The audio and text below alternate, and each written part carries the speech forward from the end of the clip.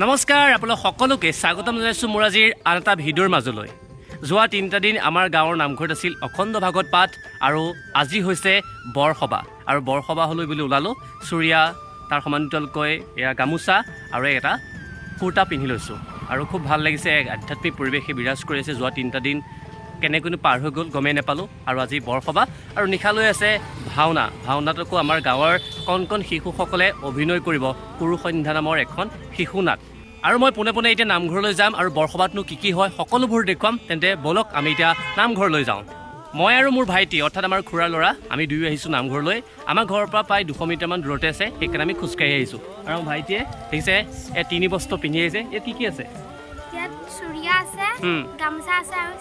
মানে এনেকৈ আহিব লাগে, কিন্তু এয়া আৰু ধৰি ৰাখিছে দিয়ক। আৰু মই এনেকৈ আহিছোঁ পাঞ্জাবী পিন্ধি, আমাৰ লগৰ মানে গোটেইখিনি এনেকৈ পিন্ধিছে।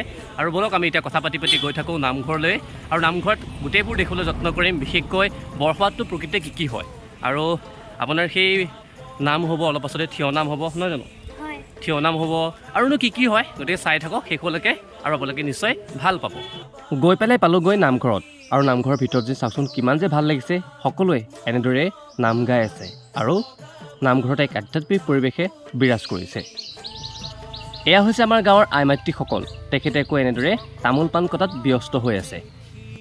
আৰু চাওক এনেকৈ ভকতসকলক এয়া কাঁহৰ বাতি আৰু এনেকৈ চাহ দিয়া হয়, চেনি দিয়া হোৱা নাই দিছে।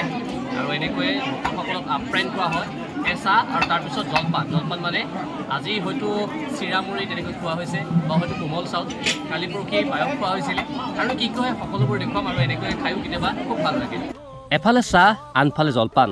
মই চাহ পানী খায়ে পোনে পোনে গ'লোঁ জলপান ঘৰলৈ আৰু চাওকচোন আমাৰ ভকতসকলে এনেকৈ বহি পেলাই জলপানৰ জুতি লৈ আছে। গাঁৱৰ দেউৰীসকলে এনেকৈ খোলটোত চিৰা দৈ গাখীৰ সজাই দিছে আৰু এজন এজনকৈ ভকতসকলক এয়া বিতৰণ কৰি দিয়া হৈছে, অৰ্থাৎ বিলাই দিয়া হৈছে। আৰু সকলো ভকত বৈষ্ণৱে চাওকচোন কিমান যে তৃপ্তিৰে খাইছে। এই দৃশ্যবোৰ ভাল লাগে। আজিও আমাৰ গাঁওবোৰত জীয়াই আছে আমাৰ পুৰণিকলীয়া ৰীতি নীতি পৰম্পৰা সংস্কৃতিসমূহ। আৰু জলপান পৰ্ব শেষ হোৱাৰ পিছতেই আৰম্ভ হ'ল দিহানাম অথবা উঠানাম।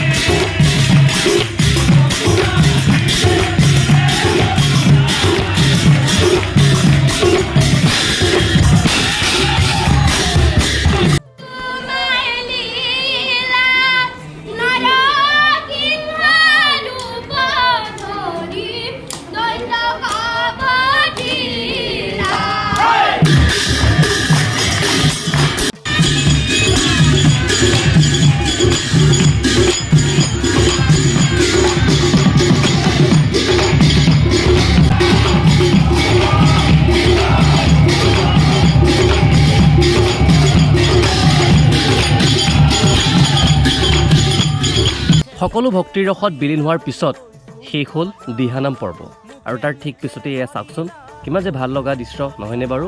আমাৰ গাঁৱৰ সকলোৱে মিলি পেলাই সমূহীয়াভাৱে সেৱা লৈছে।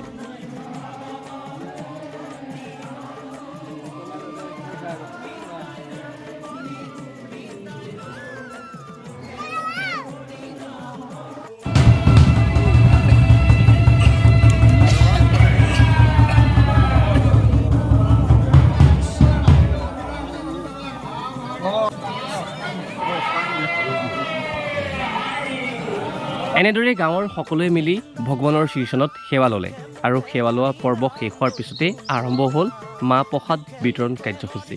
এয়া গাঁৱৰ কণমানিকেইটা কিমান যে আনন্দ সিহঁতৰ, আৰু কাষতে বহি ৰৈছে আমাৰ গাঁৱৰ ডেকা সকলো বহি ৰৈছে এইকাৰণে কাৰণ মাহ প্ৰসাদ বিতৰণ কৰিব আৰু ইয়াক সকলোকে মাহ প্ৰসাদ দিয়া হৈছে আৰু সকলোৱে মাহ প্ৰসাদ খাইছে আৰু ডাঙৰসকল নামঘৰৰ ভিতৰত বহিছে কিমান যে ভাল লগা দৃশ্য এইসমূহ লাহে লাহে আমাৰ মাজৰ পৰা হেৰাই গৈছে কিন্তু আমাৰ গাঁওবোৰে ধৰি ৰাখিছে আমাৰ পৰম্পৰাসমূহ আমাৰ ৰীতি নীতি সংস্কৃতিসমূহ